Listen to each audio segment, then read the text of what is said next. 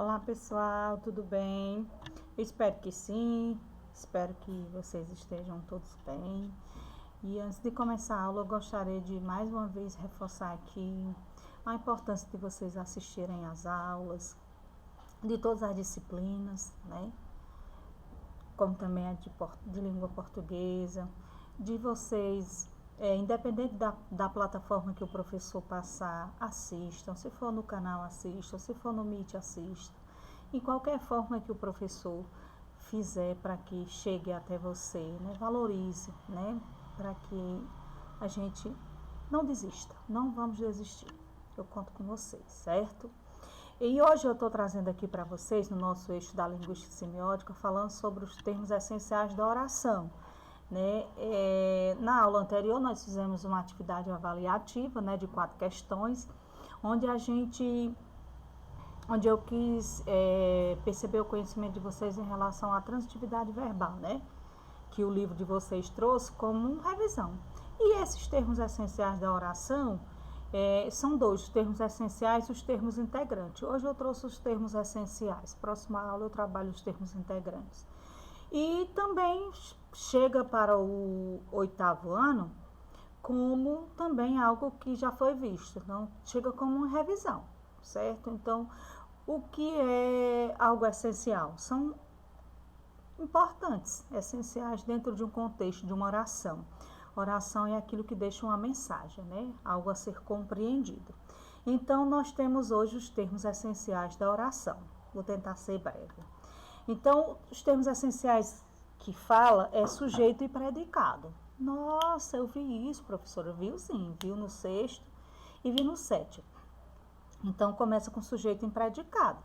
Então, o que é um sujeito? O que é um predicado? Bem, então aí nós vamos remeter a conhecimentos bem anteriores, né? Então, o sujeito, a gente aprendeu que sujeito é quem pratica a ação, né? E predicado é a ação praticada, porque houve o sujeito que praticou e quando o sujeito praticou, foi chamado de predicado. Então, recapitulando, isso é importante, que os termos essenciais é o sujeito e o predicado, e sujeito é quem pratica a ação, e predicado é a ação praticada. Aí, para isso, a gente vai revisar quais são os tipos de sujeito que existe. Nossa, vamos rever os tipos de sujeito. Pronto, existe o sujeito simples, o composto, oculto, desinencial, o indeterminado ou oração sem sujeito. Então, eu tentei aí botar um exemplozinho na frente. O que é um sujeito simples? É quando tem um núcleo. E o que é um núcleo, professora? É a parte fundamental numa oração. Remete aí quando a gente fala de uma membrana, né? O núcleo de uma membrana é a parte principal, central, né? Do mesmo jeito vem a questão do sujeito. Então, quando ele tem apenas um núcleo, eu botei aí, Maria ganhou o prêmio. Sujeito não é quem pratica a ação de quem eu estou falando? Quem é o sujeito aí? Maria. Então, Maria ganhou o prêmio. Maria aí é o sujeito, é o núcleo do sujeito. É a parte importante do sujeito. Então, sujeito simples, quando tem só um sujeito, quando eu falo apenas de uma pessoa, quando apenas uma pessoa pratica a ação. Aí tem composto, quando tem 2 núcleos. Um exemplo, Maria e Pedro ganharam o prêmio. Então, aí nós temos Maria e Pedro. Ganhamos agora 2 núcleos. 2 pessoas praticaram uma ação que foi ganhar o prêmio. Então, simples, um núcleo, composto, 2. Aí vem o oculto, né? Não tem núcleo. Quando refere-se, que às vezes o aluno ele confunde muito algo oculto com indeterminado. Então, o oculto, eu costumo sempre dizer assim, a coisa escondida. É escondido, mas que você tem mais ou menos uma pista, né? E o oculto, ele não tem núcleo. Por quê? Porque o núcleo não é o sujeito, é o sujeito que pratica a ação. Então, como é oculto, ele não aparece. Mas ele está nas entrelinhas. Como assim, professora? Pela questão da ação verbal. Quando eu digo assim, comi o bolo da festa. O sujeito não apareceu aí, mas por trás da ação verbal, que é comi, então você vai dizer, ele comi, nós comi, não, você vai dizer comi, eu comi o bolo. Então, o sujeito, ele não aparece, porque ele está escondidinho, mas ele é perceptível, dá para a gente descobrir pela questão do formato do verbo, como o verbo se posiciona, pela pessoa do verbo. Você conhece a pessoa do verbo, né? Pronto. Então, e aí vem o sujeito indeterminado, que às vezes o aluno confunde. Algo indeterminado é incerto, diferente de ser escondido, né? Porque o aluno sempre quer confundir. Então, uma coisa indeterminada é uma coisa incerta, que eu não sei bem de que se trata, de quem se trata. Então, também não tem núcleo. Por eu não saber de quem se trata, de quem praticou a ação, que sempre o sujeito é quem faz isso, ele não tem núcleo, né? Não tem sujeito, logo não tem núcleo. Então, se eu disser assim, comeram o bolo da festa. Comeram é a ação verbal. Alguém praticou, mas eu não sei quem foi. Pode ter sido Maria, Raquel, Pedro ou João. Então, é algo indeterminado, incerto. Então, nesse caso, não tem núcleo, não tem sujeito. E, por último, a oração sem sujeito, que também não tem núcleo. Só vai ter núcleo o sujeito simples e o sujeito composto.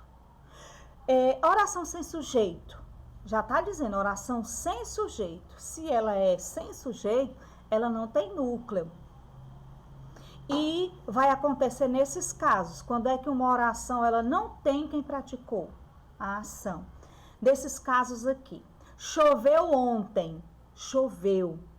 Choveu. Não é uma prática comum a qualquer sujeito, né? Então, quando você diz choveu, é uma ação, aconteceu a ação, mas o sujeito, ele não aparece, porque é um fenômeno natural. Há mentiras que parecem verdades. Então, quando esse há, no sentido de existir, ele também não há a prática do sujeito, não sabemos. Então, há mentiras que parecem verdades, mas eu não sei quem é essa prática. Pessoas que mentem, mas no caso aqui, não aparece a atuação do sujeito. E faz um ano que não a vejo, no caso de tempo decorrido, de distância de tempo. São esses 3 casos em que a oração, ela deve ser considerada oração sem sujeito, certo? Adiante. Aí nós vamos ver também os tipos de predicado. São 3, né? Nossa, eu vivo. Vocês viram no 7º, mas o livro de vocês vem em forma de recapitular. Por isso que eu acho esse livro muito bom, porque ele recapitula, traz um conteúdo novo, mas faz um encontro com o conteúdo anterior. Isso é o que faz com que a aprendizagem aconteça. Eu pegar o novo com o que eu já venho trazendo, né, de conhecimento e unifico. Então, são 3 tipos de predicado. O predicado verbal, o nominal e o verbo nominal. Também coloquei um exemplo para vocês. Então, predicado verbal, quando possui apenas o núcleo. Peraí, professora, sujeito tem núcleo e predicado, sim. A diferença é que o núcleo do sujeito é o sujeito. O núcleo do predicado é a ação verbal, porque predicado não é uma ação de quem pratica. Então, quando eu digo assim, Maria comprou uma casa, o núcleo aí é comprou. Comprou é uma ação verbal. Então, o predicado, ele é considerado predicado verbal quando ele tem apenas um verbo de ação. E aí eu tenho que saber quem é esse verbo, né? No caso aí, comprar. Predicado nominal. Quando ele é? Qual a diferença? Bem, ele é predicado nominal quando ele tem um núcleo e um verbo de ligação. Quando o núcleo, é um verbo de ligação. Vixe, complicou. O que é esse verbo de ligação, professora? Eu coloquei aí uma siglazinha que eu costumo sempre trabalhar com os alunos, SECAF, que é ser, estar, continuar, andar, parecer, permanecer e ficar. São 7 verbos que sinalizam, certo? Por ser um verbo de ligação. Então, qualquer frase que tiver um desses verbos, nós estivermos estudando o tipo de predicado, então a gente vai lembrar, né, que se for um verbo de ligação, qualquer um desses verbos de ligação, ser, estar, continuar, andar, parecer, permanecer e ficar, essa siglazinha que é inventada, ela não existe, é só uma invenção para não esquecer, lembrar da primeira letrinha.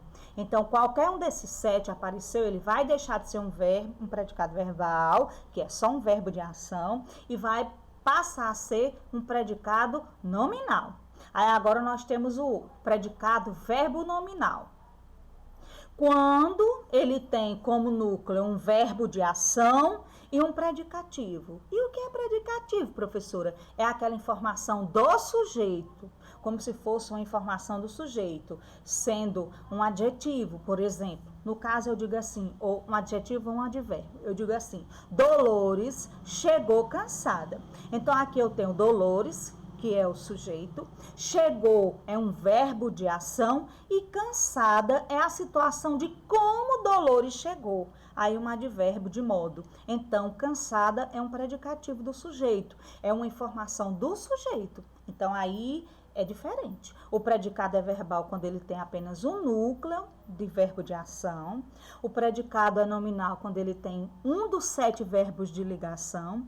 E o predicado ele é verbo nominal quando ele tem um verbo de ação mais um predicativo do sujeito, que pode ser um adjetivo ou pode ser um advérbio. Essa, né, foi a nossa aula. Eu espero que vocês tenham compreendido os termos essenciais e qual a importância e a fundamentação dele no contexto, a fundamentação dele na fala e a fundamentação dele na escrita. Ora, a gente usa no nosso cotidiano, como sempre eu venho falando para vocês. Importante aí a gente rever os conceitos, que a gente precisa desses termos essenciais para que a gente possa construir tanto na nossa escrita como na nossa fala, dentro da norma padrão, que é aquela norma que é mais ou menos adequada à língua, né? Que vem aí a questão do respeito às variações linguísticas.